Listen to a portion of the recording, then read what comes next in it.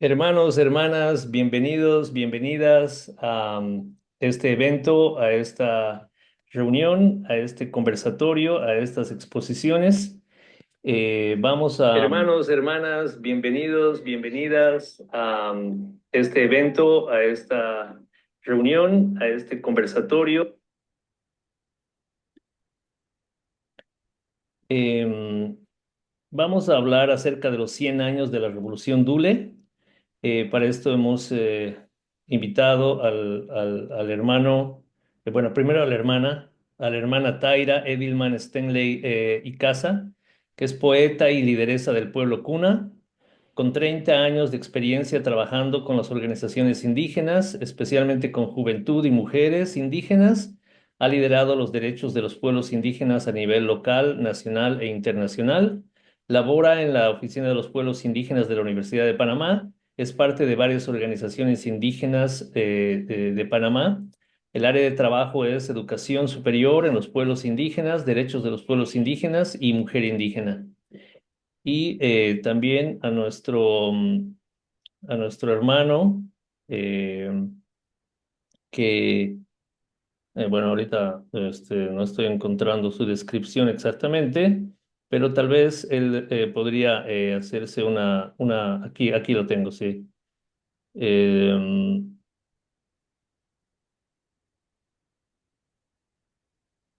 Es oriundo de la comarca Cunayala. Su nombre es Kiniapieler Johnson González, de la isla de Usdup, que hizo estudios de primaria y primer ciclo en la comunidad natal de la Escuela Oficial de Ustupu y en el primer ciclo de Nele Cantule. Se traslada a la ciudad de Panamá para seguir sus estudios secundarios en el Colegio José Antonio Remón Cantera. Aquí tenemos una larga biografía de él y podemos resaltar que principalmente él es miembro fundador de la Asociación Napguana, ONG Guna, y ha formado parte de su junta directiva desde 1992 hasta el 98, y bueno, es miembro también ad honorem y tiene diferentes cargos. Por ejemplo, es miembro de la Comisión del Centenario de la Revolución Dule. Ha participado en conferencias a nivel nacional e internacional, de las cuales podemos mencionar Costa Rica, Guatemala, México, Bolivia, España, Suecia y Dinamarca. Actualmente es consultor independiente, investigador de la cultura cuna y traductor de Dule Gaya, idiomas guna a castellano. Entonces, el hermano Kinia primero va a realizar una exposición y después la hermana Taira. Pero para comenzar, bueno, este es una chuspa y este es un tari. Mi nombre es Mori Romero y bueno, yo nací allá en Bolivia, en Cuyasuyo, frente a Illimani y al lago Titicaca, cerca al lago Titicaca. Entonces aquí con la hoja de coca vamos a pedir permiso a todas las deidades. Aquí donde estoy, en Panamá, hay un árbol, un sabi, y estamos aquí en el bosque tropical. Vamos a pedir permiso a las deidades allá donde nací, en La Paz, en Bolivia, al Illimani, al Mururata, que son autoridades espirituales en este tiempo, también al lago Titicaca, también a Tiwanaku, y vamos a relacionarnos también con el Mancapacha, que es la dimensión del subsuelo, el Acapacha, que es la superficie de la tierra, el Alaypacha, que es desde la superficie hasta la ionosfera y donde viven las estrellas, los astros, que es el Alajpacha. Entonces, pedimos permiso también a nuestros ancestros que están con nosotros, a nuestras ancestras y a toda la naturaleza que son como indicadores para nuestra vida, para nuestro buen caminar de buen corazón. Y también pedimos permiso a todas las que forman nuestras comunidades, a nuestras autoridades originarias también. Entonces, un gran hayaya y bueno, podemos comenzar con la exposición del hermano Kinia, que aproximadamente puede durar unos 20 minutos o lo que el hermano haya preparado y después nuestra hermana Taira, para después ya abrir a las preguntas y respuestas. Entonces, hermano Kinia tiene la palabra, por favor, adelante. Sí, muy buenas noches a todos y todas. Primer- en primer lugar, agradecer a Mori por la oportunidad de dirigirme a donde ustedes. sobre todo para esa fecha tan importante y memorable para nuestra nación cuna, que celebramos este año, ya lo dijo Mori, los 100 años de la Revolución Dule de 1925. Primero, quiero partir de que la lucha realmente del pueblo cuna y de los otros pueblos indígenas de Abya Yala se remonta hace más de 500 años. No son los 100 años, realmente desde la invasión a nuestro continente empezó la lucha y resistencia de los pueblos indígenas en este continente. ¿Por qué planteo eso? Porque aunque cuando uno dice eso, muchos historiadores, sobre todo huagas, como decimos, no indígenas, se molestan porque plantean que remontar a la historia de la conquista y la invasión es llorar sobre la leche derramada, como que esto ya pasó y no tenemos que contar esa historia de los 500 años. Para mí, no, sigue vigente. Solamente para comparar cómo en la época de la conquista, el Ginés de Sepúlveda, el inquisidor, cura, para justificar la guerra contra los indios, como así nos consideraron, dijeron que no teníamos alma, que por eso éramos bárbaros y ellos habían traído la civilización. Usó el término de que éramos hombrecillos, que quiere decir que no éramos ni siquiera todavía seres humanos. Así comienza la justificación de la masacre, el genocidio a nuestro continente.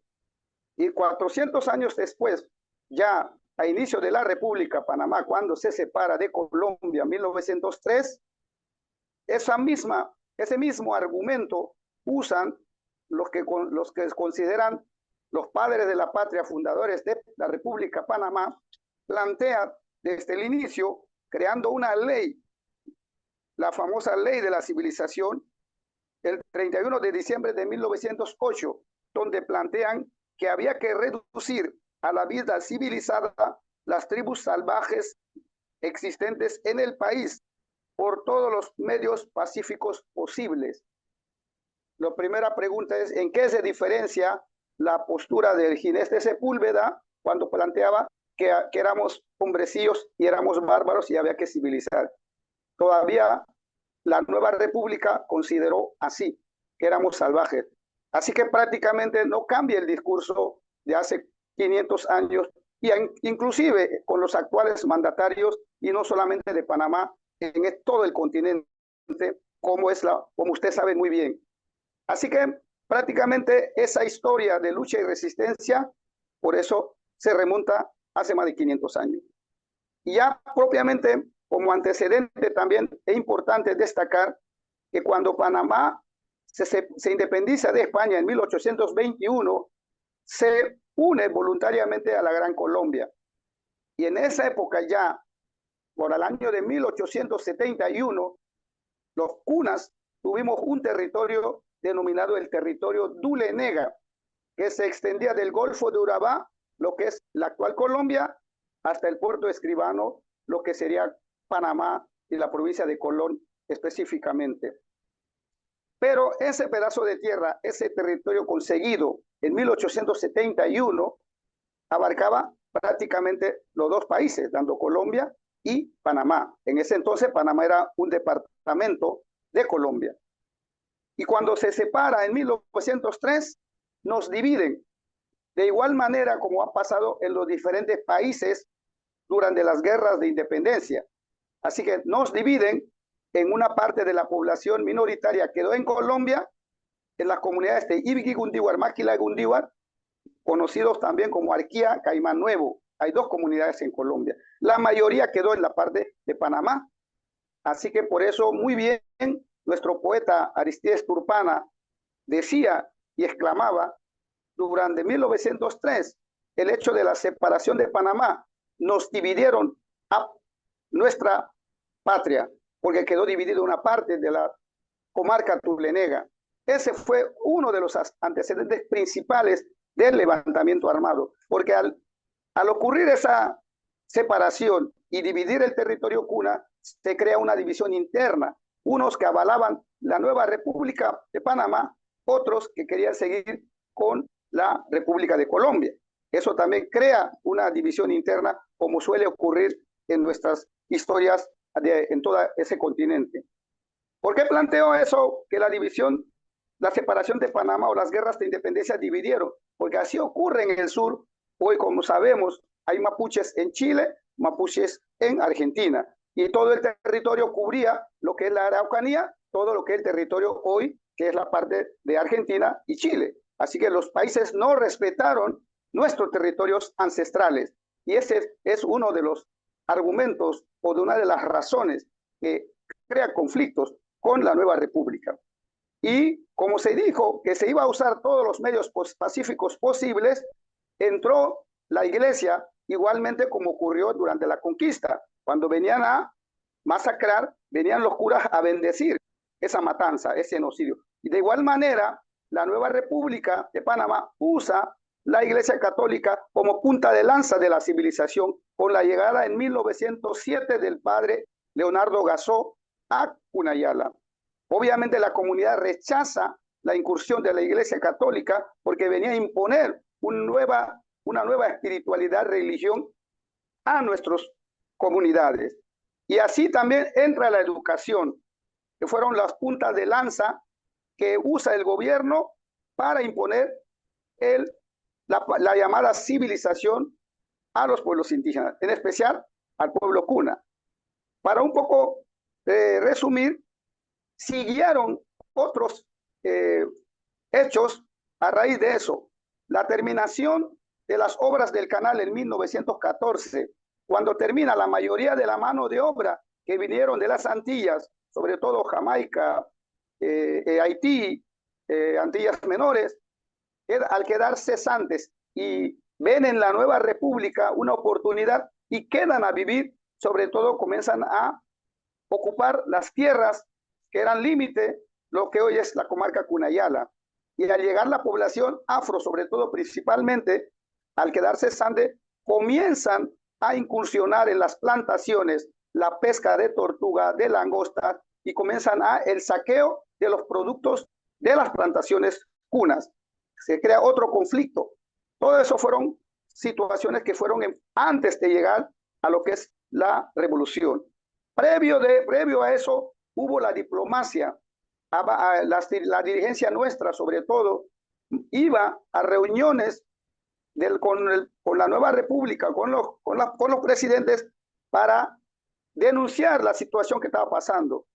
Y en ese momento, esa incursión de los afros que llegan a invadir el territorio cuna, el gobierno ve una oportunidad de poner la intendencia de San Blas, que era lo que se llamó al inicio, con un intendente que sería la figura del gobernador actualmente, para poner orden supuestamente y con un destacamento de policía colonial que se llamó. Ya vemos que ya viene la policía acompañando la parte de la iglesia católica, de la educación, ya viene prácticamente la violencia en sí. Entonces también se hace reclutamiento de niños a inicio de 1907 para educarlos en internados en la ciudad de Colón para prácticamente hacerle un lavado de cerebro y que ellos posteriormente, niños de 8, 9, 10 años, fueron reclutados y traídos, metidos en escuelas, educados, dirigidos por curas católicos, y ellos posteriormente, después de culminar sus estudios secundarios, iban a regresar a las comunidades. Efectivamente, comenzaron los mismos cunas jóvenes a crear clubes de baile, los primeros carnavales, y con el apoyo de la policía colonial. Y la mayoría de las comunidades donde estaban fueron ya poniéndose cuarteles de policía. Y la violencia ya comenzó a usarse de manera violenta, prohibiendo todos los rituales, las danzas, las ceremonias, las curaciones. La policía comenzó a prohibir y a perseguir. Y ya hubo los primeros enfrentamientos de los dirigentes que se oponían. Cuando venía un policía, ahí comienzan los primeros mártires a caer. Ya estamos hablando de 1920, 21, 22. Ya viene la violencia contra la mujer, que ya es la parte más violenta, donde se le arranca la vestimenta a la mujer cuna, que es la mola, que hoy es un símbolo nacional, que no solamente representa a los cunas, sino todo gobierno en la actualidad, cualquier presidente, un ministro, regala a su homónimo en sus visitas una cuadro de mola. Hoy día todo panameño luce en una cartera, en una bolsa, la mola prácticamente está en todas partes de la indumentaria, no solamente cuna, pero muy pocos saben que fue prohibida, que fue arrancada. Las mujeres que usan la argolla de oro le eran arrancadas. Las chaquiras que adornan sus brazos y piernas eran arrancadas con violencia por la policía colonial para suplantarlo con la vestimenta occidental. Eso ya fue prácticamente el detonante. Ya la comunidad, la dirigencia de ese entonces comienza a organizarse bajo el liderazgo de Colman, Oloquindipilele Colman y Nele Cantule, Oloni Viguiña y otros líderes de ese entonces comienzan a planear ya la lucha armada. Ya entonces llegamos a 1925 con todos los hechos que ya vamos a cerrar con esa parte de los antecedentes y viene ya la preparación. Se reclutan los jóvenes cazadores, los mejores que tenían la mejor puntería, son seleccionados principalmente en las comunidades de Ustup y de Ailigandi, y con la participación de las comunidades donde ya estaban los cuarteles. Ya hubo un sistema de comunicación con espías que se mandaban para estudiar el terreno y todo lo que la policía panameña tenía, su armamento y dónde estaban las principalmente guardadas.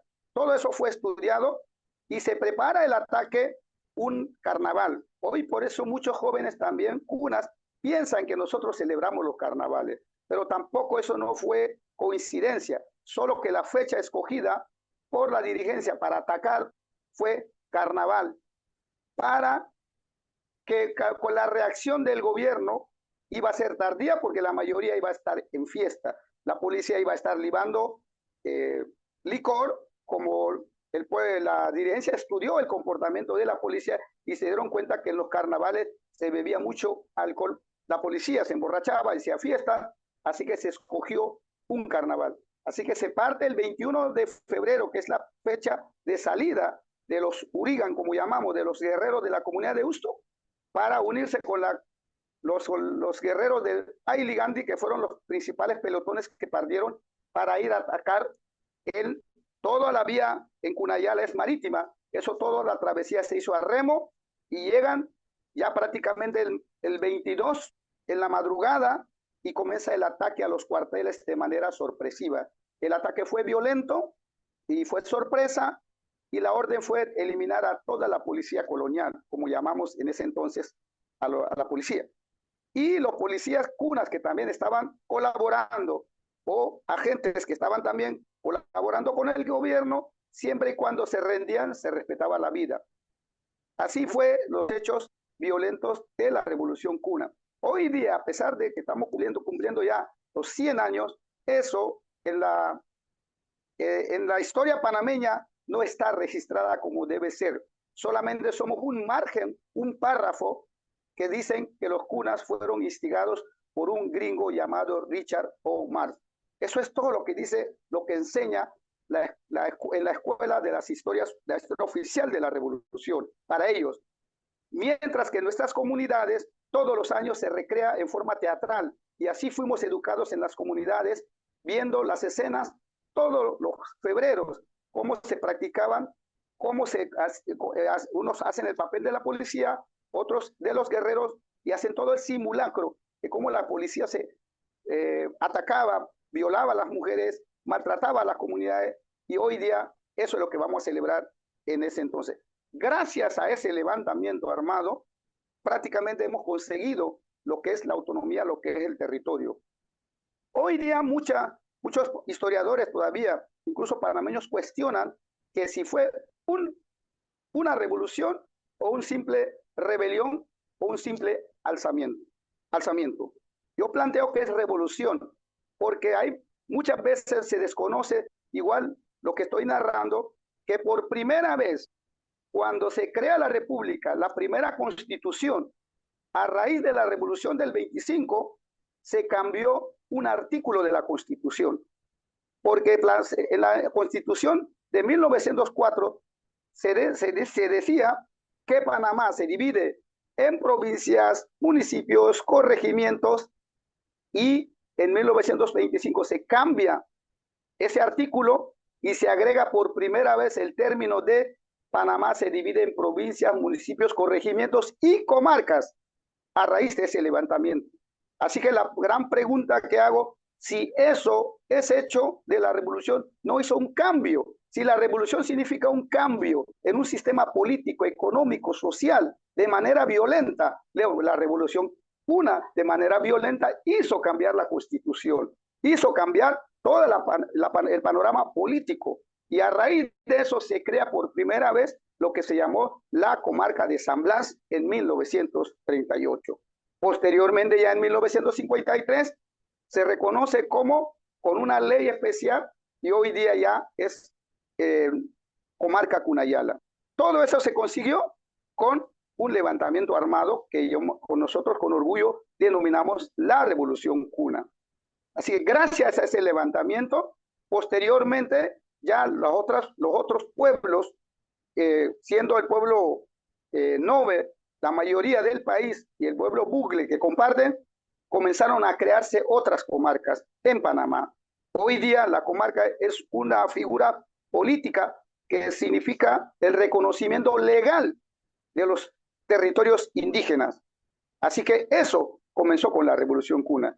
Hoy día ya contamos con varias comarcas, la comarca Cunayala, la comarca Madungandi, la comarca de Huargandi, que son comarcas cunas, pero que nos han dividido en diferentes comarcas. Y el territorio ancestral de Agarguñala, que todavía no está reconocido bajo ese régimen de comarca. No hace mucho los hermanos Nazos le acaban de aprobar, pero falta los bribris. Así que eso es, podemos decir, a grandes rasgos, un poco de lo que es la historia de la revolución y cómo ese hecho histórico hizo cambiar el panorama político. Hoy día, por eso, los cunas seguimos en esa diplomacia. Tenemos ese legado de la Revolución Cuna, porque sabemos que no fue ningún regalo ese territorio, esa comarca. Eso fue ganado a base de un levantamiento armado, a base de mucha matanza, de mártires que están en las páginas de nuestra historia viva, de nuestra memoria histórica. Eso rápidamente voy a dejar esa parte de lo que fue la parte histórica para dejar el espacio a la hermana Taira. Buenas noches.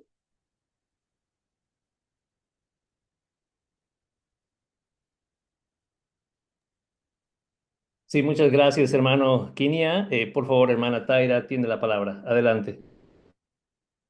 Sí, bueno, ante todo, buenas tardes y un placer a todos los que nos escuchan, ¿no? Y lo otro por la invitación, ¿no? Especialmente también al hermano Evelio, ¿no? Que está en Cartizundu, y a ti, Mori, ¿no? El, bueno, hablar un poco de la revolución y lo que ya también ha mencionado un poco el compañero Quiña, ¿no? O sea, hace una introducción, ¿no? Y en este momento de los 100 años con una crisis mundial, ¿no? O sea, ante todo, ¿no? O sea, un panorama mundial. Ayer fueron las elecciones de Ecuador, o sea, y los pueblos indígenas siguen estando en toda una lucha en toda América Latina, en toda nuestra Via Yala, ¿no? O sea, en una crisis todavía aún siguen los problemas de una crisis de una educación, salud, desempleo. Durante el hago ese preámbulo solamente para colocarnos un poco sobre la situación en que estamos a nivel del país y a nivel mundial. O sea, los conflictos políticos neoliberales que enfrentamos no solamente los pueblos indígenas, sino también a nivel mundial. Hablar un poco de los 100 años, eh, como muy bien ya lo menciona el amigo y hermano Quiña, ¿no? O sea, no es una simple resistencia, sino un mensaje al mundo. O sea, en esa época, en ese momento, o sea, esta resistencia ha marcado un mensaje claro al mundo. Y ese mensaje es un mensaje de resistencia en contra de una opresión, dentro de los pueblos, dentro del pueblo cuna. Él mencionó así de manera general, por ejemplo, nosotros, nuestros abuelos, nosotros tenemos, ¿no? O sea, en estos 100 años nosotros tenemos unos grandes abuelos que lucharon, ¿no? Pero no solamente los abuelos, si hay que mencionarnos a Navaquiña, los Tebiliquiña, y así sucesivamente, ¿no? Eh, una gran cantidad de abuelos. Sin embargo, el punto focal, que es la que me trae aquí un poco y hablar un poco, es hablar sobre esa participación también de nuestras abuelas, que fueron el pilar fundamental también dentro de ese proceso, juntos con nuestros abuelos, ¿no? Pero hablar, hablar, como muy bien lo hace en la introducción Quiña, eh, en ese aspecto, o sea, la revolución abarca muchos aspectos y uno de esos principalmente es ese colonialismo interno que ataca específicamente a la identidad de la mujer una, ¿no? Y esa identidad que muy bien lo menciona, ¿no? Lo mencionó, y es toda esa ceremonia en la cual la ceremonia es parte fundamental de la mujer, ¿no? O sea, nosotros contamos con una gran cantidad de ceremonias solamente de la mujer, por ejemplo, ¿no? El icoína, ¿no? O sea, todo lo que es la ceremonia de la pubertad hacia la mujer, ¿no? Y eh, ese colonialismo ese enfrentamiento que trajo la policía hacia la identidad de la mujer, se quiso desbaratar, ¿no? Y quiso destruir, ¿no? Toda una estructura cultural, ¿no? Que tiene también, no solamente el pueblo cuna, ¿no? Sino también no, todos nuestros pueblos indígenas de Abya ¿no? Sino esa estructura cultural histórica de los pueblos, ¿no? Entonces, hablar de la mujer es hablar en este hecho, ¿no? O sea, en este hecho del 25, ¿no? O sea, querer destruir toda esa historia de la identidad, ¿no? O sea, del tema eh, de las ceremonias, como muy bien lo plantea, ¿no? Pero además de eso, hay un aspecto que también eh, me gustaría mencionar y es que, o sea, las mujeres no solamente pelearon, ¿no? O sea, no solamente estuvieron luchando por una identidad, sino también, o sea, la misma cosmovisión de nosotros como pueblo y como pueblo cunadule o como cunas, ¿no? O sea, es histórica, ¿no? O sea, nosotros tenemos grandes mujeres como Kikardillay, Nelegua. O sea, hay una gran cantidad, así como lo tiene, por ejemplo, las hermanas de Sudamérica, Bartolina, Micaela Batista. O sea, en nuestros periodos, o sea, nosotros hemos tenido unos grandes periodos, ¿no? Desde Oloquicardillay, ¿no? Hasta la época de la colonia con Aracuyay. O sea, tenemos personajes en nuestra propia historia como pueblo, ¿no? En Sudamérica está Bartolina, o sea, igual en esa época también contábamos con todo un proceso histórico en temas de la participación de la resistencia a la mujer. Por lo tanto, entonces nuestras mujeres de este momento, de nuestras abuelas del 25, también tenían todo un conocimiento histórico que se va conociendo y se va aprendiendo de generación en generación dentro de las comunidades y dentro de los congresos generales, es decir, dentro de nuestra casa grande, ¿no? Pero eh, hay que enfocarnos y contextualizarnos de que o sea, el colonialismo interno de ese periodo, ¿no? De ese periodo, o sea, quiso derrumbar eh, desde nuestra historia, desde nuestra identidad, ¿no? Por lo tanto, o sea, el papel estratégico de la mujer eh, también fue partícipe dentro de este proceso, ¿no? Y yo les mencionaría algunos de los puntuales de los hechos históricos que según nuestros abuelos, desde las entrevistas que se han hecho y de entre algunos historiadores que han investigado, ¿no? Y entre algunas tres comunidades que he ido conversando con las abuelas, y es, por ejemplo, o sea, los hechos y la participación que ellas han estado, ¿no? O sea, nosotros contamos, por ejemplo, con algo que es importante señalar y que de alguna manera durante estos 100 años hablamos de nuestra bandera, ¿no? Entonces, la bandera cuna, o sea, lo coloco como un símbolo de resistencia. Esa bandera cuna, o sea, el papel que jugó la bandera, o sea, fue liderado, eh, fue elaborado por una joven, ¿no? Exactamente, Wagaibindili Coleman, ¿no? O sea, que elaboró y que no solamente fue coser una tela o una simple telita, no, sino que, ¿qué significa una bandera? Detrás de una bandera, o sea, que no solamente es un pedazo de tela, sino es un gesto político y cultural eh, de, de, de resistencia, ¿no? O sea, de existencia, ¿no? Y de identidad propia del pueblo, ¿no? O sea, entonces la bandera es un símbolo político, cultural y de identidad y de resistencia. Por lo tanto, la chica, la joven, porque era muy joven, Wagebindiliza, eh, elabora, confecciona esta bandera y la participación de las mujeres fue una de estas, fue una solamente de ellas, este tejido que se tiene y que durante estos 100 años que vamos a tener y que se van a celebrar en algunas comunidades en la comarca, vamos a tener, o sea, y tenemos ya levantadas nuestras banderas. Pero ese gesto de elaborar una bandera a partir de toda la cosmovisión del padre y de una cosmovisión colectiva, o sea, es un aspecto político y de identidad, o sea, de sabiduría, o sea, de autodeterminación lo podíamos llamar. Entonces, es un punto que quiero un poco señalar, ¿no? O sea, el otro papel que también fue fundamental y que también nuestros historiadores y que ustedes y que muy bien Quiña también lo mencionó, era el tema de los policías cuando llevaron todo este tema a los carnavales, ¿no? O sea, hablaba un poco del tema de los carnavales y o sea, hubieron mujeres, ¿no? O sea, hubieron jóvenes, mujeres, en este caso abuelas, ¿no? O sea, eh, hay que ver que eran jóvenes, chicos y chicas, eran jóvenes los guerreros, ¿no? O sea, y también madres, ¿no? Pero en este caso, las que estuvieron en los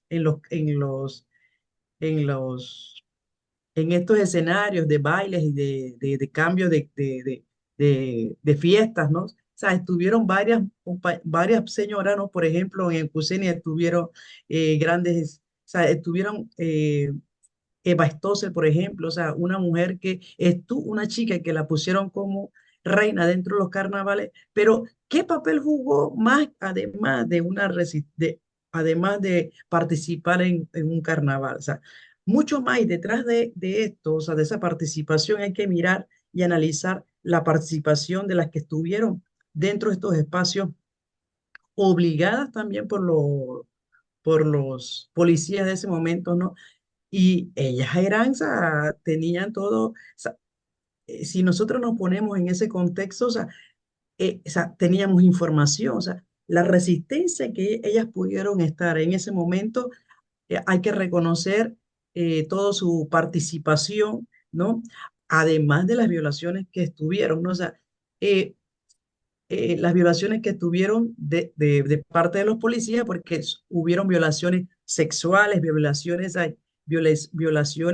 de sus derechos, de esa resistencia, de lo que muy bien se mencionó, y de su traje tradicional. O sea, entonces la mujer ha jugado un papel fundamental de la parte de la espiritualidad y de la identidad, acompañado también de nuestros abuelos, ¿no? Por ejemplo, el hogar y la resistencia. O sea, la mujer, o sea, no se cuenta, sabemos que nuestros abuelos lucharon, pero el papel fundamental que la mujer tuvo en el hogar como resistencia fue otro papel fundamental. Y en la comunidad, o sea, ese rol, por ejemplo, o sea, es fundamental para poder seguir adelante, pero también por eso estamos dentro de una comunidad grande que todavía existe, gracias a esa resistencia de las mujeres que asumieron con responsabilidad, o sea, todo el tema de la alimentación, de la salud, el bienestar de sus hijos, ¿no? El bienestar de la comunidad. Pero también, por ejemplo, o sea, ese tema que la mujer, o sea, fue fundamental y acompañó también a los temas de los médicos tradicionales en el tema de la preparación de la medicina, o sea, eso también fue fundamental, o sea, estar preparándolo, ¿no? Y acompañando a los guerreros en temas de la salud, en el tema de las medicinas tradicionales, porque los guerreros se iban y después cuando volvían debían que estar con ellas, con ellos, perdón, y ser, por ejemplo, médico, unas mujeres valientes en el aspecto psicológico, en el aspecto espiritual, en el aspecto, o sea, de acompañamiento a ese proceso, o sea, ese papel que jugó la mujer. Y podríamos mencionar algunas mujeres, por ejemplo, en el sector de Ostupo, por ejemplo, o sea, hubieron grandes mujeres que acompañaron al tema de las medicinas tradicionales, a preparar las medicinas con nuestros abuelos como Guagabindili, o sea, estuvieron Olomaygili de Ostupo, o sea, Guagayoguna, la madre de, bueno, de nuestras amigas, la doctora. Y hubieron grandes mujeres en el sector de Ostupu, por ejemplo, o sea, pero así sucesivamente en varias comunidades. Ese papel que la mujer jugó en ese acompañamiento en la coordinación con los médicos botánicos, con los Inadurgan, que se le acompañan, ¿no? O sea, no solamente salió por un momento, sino también vino de todo un proceso histórico, de un proceso de identidad, de resistencia, o sea, como pilares fundamentales del pueblo cuna. Es decir, o sea, la historia que tiene la mujer dentro del pueblo cuna en sus diferentes etapas, por ejemplo, Kikardillá, como muy bien la mencioné, esa, Olowailisa, como pilares sea, dieron también esa enseñanza a las grandes médicas botánicas en acompañamiento a nuestros abuelos botánicos, ¿no? O sea, entonces, tenemos varios escenarios de participación. Uno, esa bandera política y cultural que es la que nosotros vemos y estamos viendo, o sea, no solamente es una simple bandera, además de concepto y conocimiento, o sea, es un tema político, ¿no? Y cultural y de resistencia. El papel, por ejemplo, de las medicinas, el papel de la resistencia en el hogar y en la comunidad. O sea, ese papel fundamental que tiene la mujer y que jugó en ese momento y ha jugado todavía en estos momentos, actualmente. Por ejemplo, el tema del todo ese proceso, lo que se mencionó también, el tema de la vestimenta, o sea, que no solamente es una vestimenta y nada más, ¿no? O sea, es una resistencia histórica y simbólica, o sea, tiene un proceso de historia, de tejido, de conocimiento, de memoria. En ese sentido, entonces, cómo la estructura y el colonialismo interno, los policías de ese momento, derribara todo un proceso de la columna vertebral como mujer dentro de la cultura cuna. Entonces, hablar de la mujer, además de que nuestros abuelos lucharon y pelearon, en este caso también mi abuelo peleó, las mujeres estuvieron acompañando estos procesos de sanación, de procesos de sanaciones a nuestros abuelos, ¿no? Sí, la violencia, o sea, hubieron unas grandes violencias de resistencias de que la mujer ha estado, ¿no? Hay otro aspecto que lo menciona un gran historiador, otro historiador, como es el amigo Simeón de Cartí y Atilio, que lo menciona y menciona que la madre del líder Olonembiguiña, o sea, Amarbuno, o sea, gritó una frase y para mí que también quiero dejarla nada más mencionar y es que decía, si quieres matar a mi hijo, tendrán que matarme primero a mí. O sea, entonces la mujer no solamente estuvo en la resistencia en la comunidad como hogar, sino ese grito de lucha, o sea, ese grito de injusticia, pero no solamente para el hijo, sino para el mismo pueblo y también o sea, que todas las mujeres estuvieran preocupadas de este dominio, de violación de esta estructura colonial, en este caso de este gobierno de ese momento. Y hubieron tantas, y esa frase, yo me quedo con esa frase eh, que hay que mencionarla, así como algunos eh, líderes de Sudamérica, por ejemplo, Tupac Katare y Seremos Millones. O sea, las mujeres también lucharon en este proceso y lo enfrentaron muy bien, no solamente en el 25 también en el 21, o sea, en el 21 también hubieron hechos de la participación de la mujer. Y, por ejemplo, y quiero aterrizar, por ejemplo, en que mantener esa lucha de resistencia que lo tienen nosotras las mujeres indígenas, no solamente del pueblo Cuna, ¿no? Sino también de todos los pueblos indígenas de Abya Yala, es un momento de reconocimiento en compañía. O sea, aquí hubieron dos pilares fundamentales, nuestros abuelos como las abuelas en ese aspecto de lucha, ¿no? En este sistema que cada día se pone más difícil y en ese momento no se escapaba esa lucha de resistencia de ellas, ¿no? Creo que, espero que no se me olviden algunos hechos históricos, por ejemplo, que quiero solamente dejar muy claro y es ese colonialismo interno hacia esa identidad de la mujer, de destruir toda esa destrucción de las ceremonias. Hay que pensar que la policía quería destruir toda nuestra estructura, nuestra historia social y espiritual. Eso es importante enmarcarlo, dejarlo muy claro. Y lo otro es ese papel estratégico de la mujer dentro de los,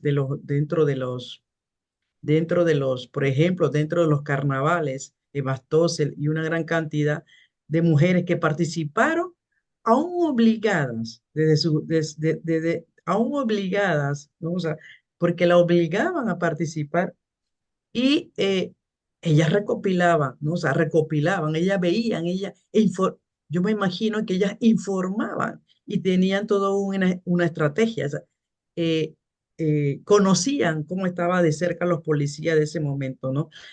Y lo otro es esa resistencia de esa bandera de Wagebindili de la neta de Coleman, que es otro punto específico, ¿no? Y lo otro que esa participación en general de la mujer debe analizarse desde diversas perspectivas, ¿no? Y termino diciendo que esa perspectiva es, o sea, lo político, lo cultural, esa existencia y esa espiritualidad y la identidad que tiene la mujer dentro de nosotros como pueblo cuna.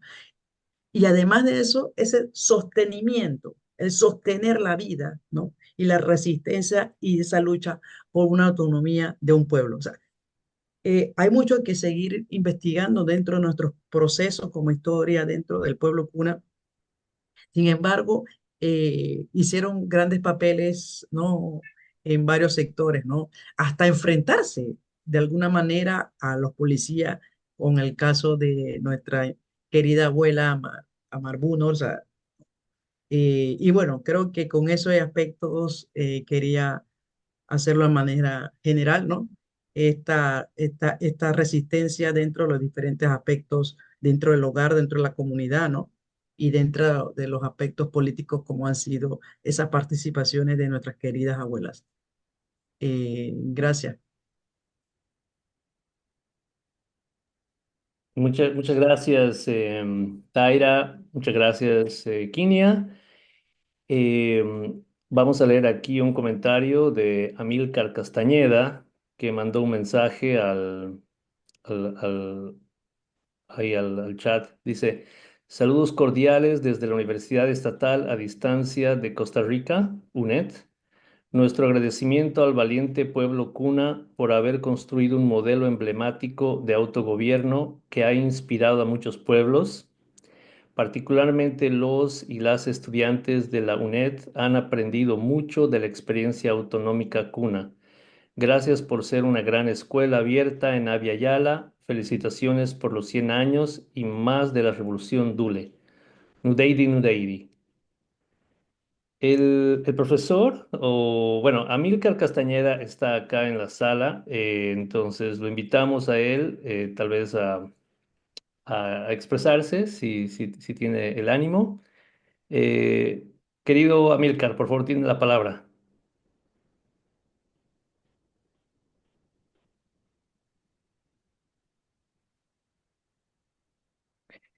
Si está hablando, no lo estamos escuchando.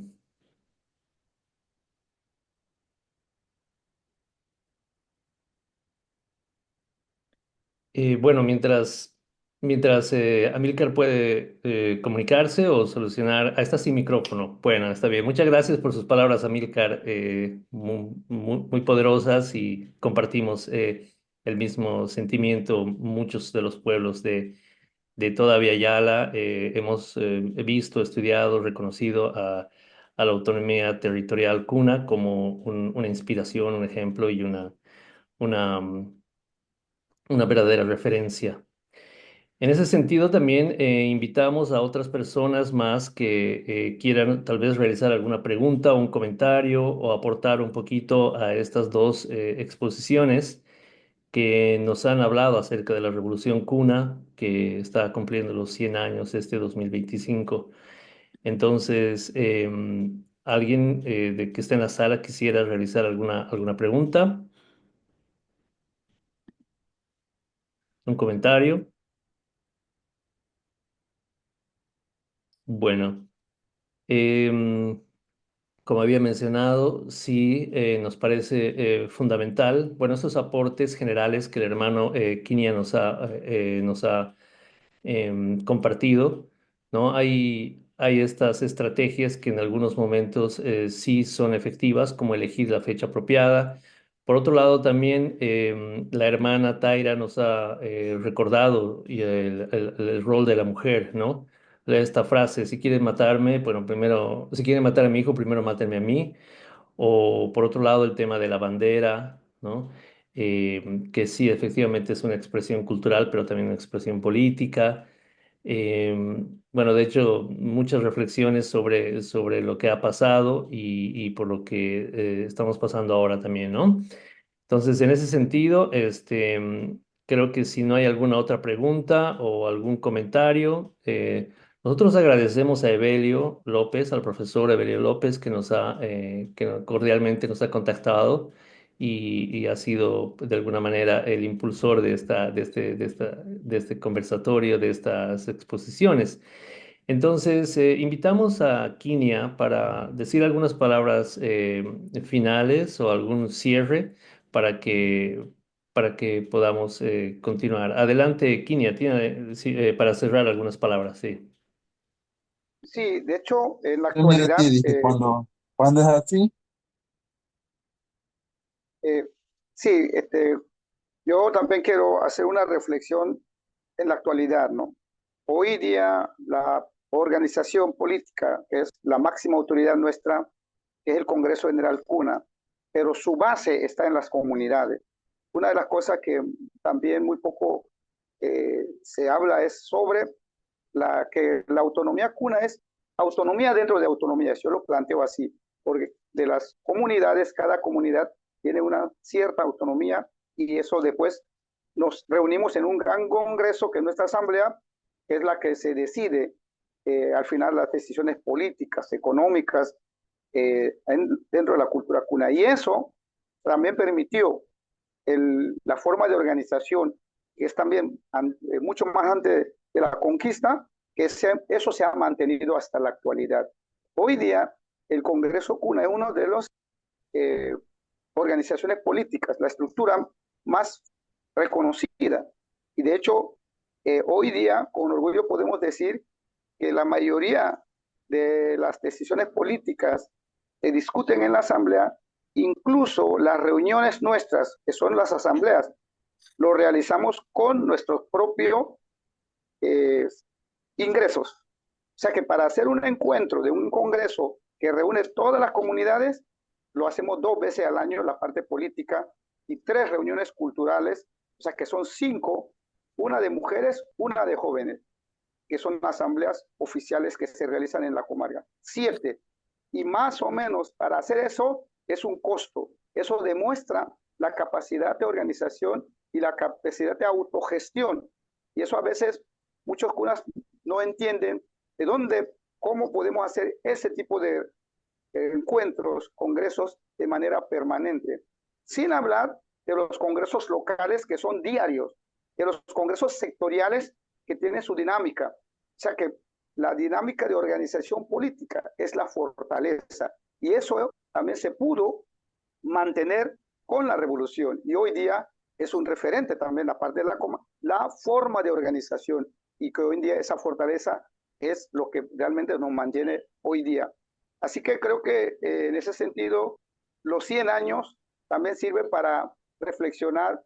Obviamente tenemos nuevos retos, hay nuevas condiciones, sobre todo hay un sector bien fuerte que está creando, que genera ingresos, que es el turismo, que lo autogestionamos, pero al mismo tiempo que hay que reflexionar de manera autocrítica de que es una fortaleza, pero al mismo tiempo también crea problemas, porque el turismo no es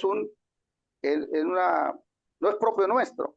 Así que en ese sentido hay retos que por ese lado, la producción, porque llamamos, hay una secretaría, el Congreso está ahora mismo organizado a través de secretarías. Hay una secretaría que se llama de soberanía alimentaria. Últimamente está impulsando a autogestión, a impulsar de sembrar productos tradicionales. Esto con autogestión. Se está impulsando últimamente el apoyo de eso. O sea que son retos que hoy día también tenemos que ver cómo enfrentamos. La educación bilingüe, intercultural, que prácticamente ahora con los propios recursos del Congreso está llevando adelante, son las nuevas tecnologías, con la entrada de la Internet, las computadoras, las comunidades, muchas comunidades todavía no tienen. Son cosas que tenemos que también ver cómo los cunas tenemos que adaptarnos, como lo hemos hecho siempre, con los nuevos problemas que nos enfrentamos. Y yo creo que la lección de los 100 años y todo ese conocimiento nos va a permitir seguir resistiendo y formar nuevas estrategias para seguir en este mundo otros 100 años y más. Bien, muchas gracias, Kinia. Y bueno, aquí está Amílcar, tal vez Amílcar ahora ya está con micrófono y quisiera participar un poco del conversatorio. Sí, muchas gracias y un saludo fraterno y solidario con el pueblo cuna y más que todo de agradecimiento. Tengo un agradecimiento grande para el pueblo cuna por todos los aprendizajes que hemos tenido. He tenido ocasión de estar varias veces en la comarca y pues hemos ido con estudiantes de la UNED y fundamentalmente para aprender de la gran experiencia de autogobierno, autoadministración, que pues digo yo es uno de los modelos en Abya Yala, digamos, de una experiencia autonómica propia eh, que tiene su raíz en esas luchas que tanto el compañero Johnson como la compañera Dilma han, pues se han referido, ¿no? Hubo una revolución previo a esto, eso no es ningún regalo, es una construcción que han hecho en el proceso y ese es un aporte fundamental de gente que ellos se han referido, como Nele Cantule y otros mayores y mayores que ya han acompañado ese proceso espiritualmente. Es muy llamativo y que dentro de la comarca también hay como pequeñas autonomías, ¿no? Cada comunidad es autónoma de la otra. Como ya se mencionó el compañero Johnson, un sector de las comunidades decidieron optar, digamos, por un modelo que aproveche del turismo. Otro sector ha cerrado las puertas completamente a eso. Entonces, esas experiencias también autonómicas de cada comunidad van a conformar, digamos, también una visión un poquito plural, digamos, ¿no? De ese modelo. ¿Tenía alguna pregunta respecto a los cunas y gunas del continente? ¿Cómo ellos ven y viven esta experiencia de la Revolución Tule que entiendo que fue principalmente en las islas, ¿verdad? Pero los cunas de Tacarcuyala, Madugandí y otros, ¿cómo viven esto? Esta experiencia de los 100 años.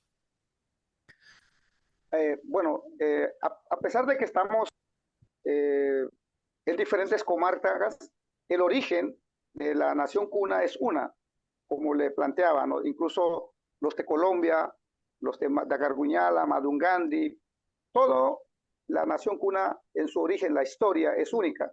Partimos de un solo origen. Así que simplemente que nos dividieron posteriormente cuando fuimos desplazando durante el tiempo de las conquistas, cada uno se fue quedando en el continente y una gran población llegó a las islas. Así que siempre ha habido ese contacto, ese encuentro con los diferentes comarcas. De hecho, hay un encuentro desde hace 20 años que llamamos encuentro binacional, que incluye los hermanos de Colombia que vienen cada 2 años, un tiempo se hace aquí, otro tiempo se hace en Colombia. Así que esa relación histórica de hermandad, que compartimos un mismo idioma, así que siempre. Ahora, es cierto que la revolución se dio en las islas, pero últimamente ahora son invitados, cada vez que hay una asamblea, sobre todo del Congreso General CUNA en la parte de las islas, ellos son invitados y participan regularmente. Y la dirigencia, sobre todo, los sailas, autoridades tradicionales de las espirituales, siempre participan en nuestros congresos de la comarca Cunayala. Así que yo siento que se sienten esa revolución, ese levantamiento como suyo, porque el atentado contra el gobierno con la policía prácticamente quería atentar toda la cultura cuna, o sea, los rituales, las ceremonias, la danza, la medicina, el vestido de la mujer. Eso no solamente es de los cunas de Cunayala, todo, es un símbolo. Así que prácticamente esa violencia que fue contra todo eso, yo siento que lo celebran, y ahora más en este año muchos van a ir a celebrar a las comunidades. Así que a pesar de que es la comarca Cunayala, pero siento que es también parte, no solamente como usted bien lo expresaba, hermano, que el referente de la revolución se ha prácticamente extrapolado a otras partes del mundo y en los foros internacionales, ya sea en las Naciones Unidas, en el foro permanente. Entonces, es un referente histórico la lucha del pueblo cuna, y de hecho sentimos que no solamente esa revolución es de los cunas, sino ha sido parte de la lucha de los pueblos indígenas y de la lucha que sigue en la actualidad otros pueblos del mundo.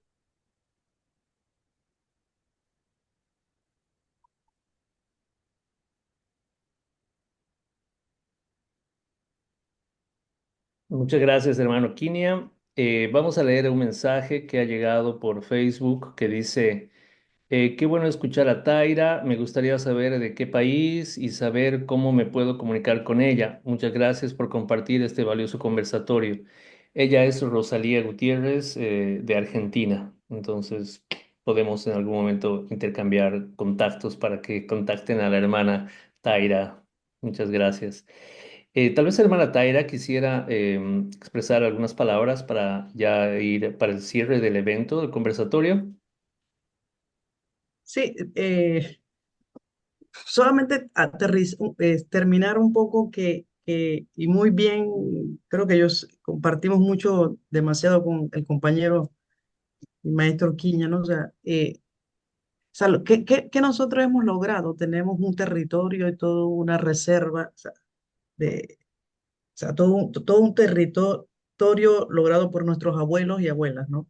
Pero el sistema global sigue empujando a los pueblos más pequeños que aún estamos. O sea, el sistema, o sea, no es que nos escapamos de todo un problema capitalista, ¿no? Entonces, hemos logrado, tenemos una estructura, y muy bien que ya lo ha mencionado, o sea, tenemos dos estructuras, o sea, tenemos un pueblo, tenemos una gran juventud que con los procesos, con los problemas del sistema, o sea, de la crisis y del problema capitalista, o sea, no nos escapamos, pero existe una organización de juventud y de mujeres, como es conocido como las Bundorgan, las mujeres del Congreso de Bundorgan. Entonces, hay una participación de mujeres, y como muy bien lo había señalado, o sea, el proceso histórico el proceso de lucha de esta revolución fue, el pilar fundamental fueron las mujeres.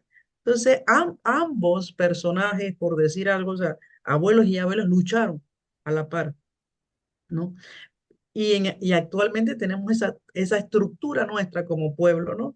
Y lo otro que muy bien y también lo menciono, y es tener ese ejemplo de modelo para los pueblos de Abya Yala. Eso es fundamental. O sea, así mismo que lo ha tenido la historia de los hermanos de Chiapas, ¿no? O sea, como también los otros hermanos en otros pueblos, ¿no? Pero hay pueblos en nuestra Abya Yala que todavía están, y en Panamá también, luchando por un territorio. Lograrlo en 1925 es un proceso histórico o sea, un proceso histórico de toda América Latina.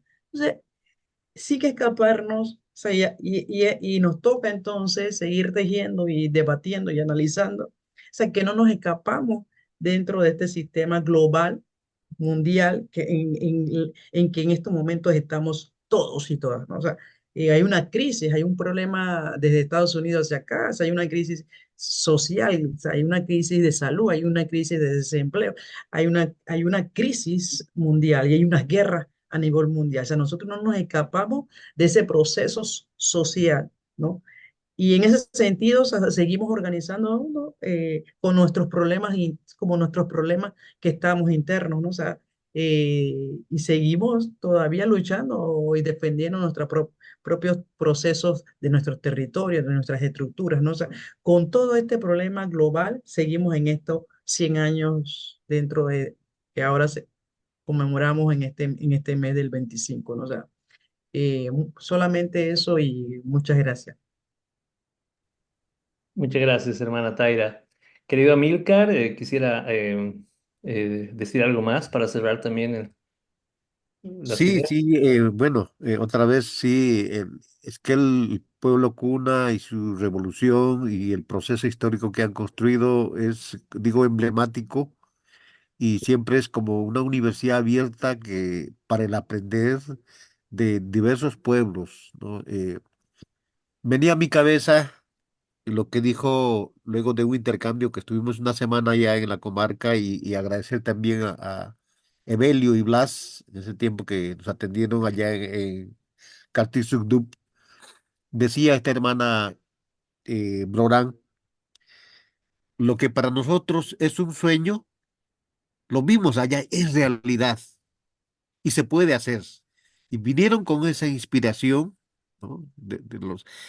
Y ahí iniciaron todo un proceso, fortalecieron sus procesos locales de lucha por recuperación de tierra y territorio, por fortalecimiento de sus identidades, porque vieron que es posible y lo están haciendo y lo han hecho en Cunayala. Entonces, sigan siendo hermanos y hermanas de Cunayala una escuela, una universidad abierta para toda Viayala y cuiden mucho su revolución y su autogobierno. Como decimos allá en Bolivia, en Collasuyo, Jayaya, Jayaya por esas palabras, hermano Amílcar. Y aquí con la hoja de coca también cerramos este conversatorio, estas ideas que también nuestros ancestros, las deidades, los espíritus han escuchado, hemos sentido, hemos podido intercambiar interdimensionalmente. La defensa de la identidad cultural, de nuestras identidades en toda Viayala. Tuve la oportunidad de participar, invitado por Evelio, a una de las ceremonias de pubertad, como había mencionado la hermana Taira, ¿no? Y decíamos, y tomalando. Entonces, ahí, hermanos, hermanas, muchas gracias por este conversatorio y un gran abrazo a cada uno de ustedes y que estemos muy bien en camino del buen corazón. Allá, allá. Gracias. Allá, allá.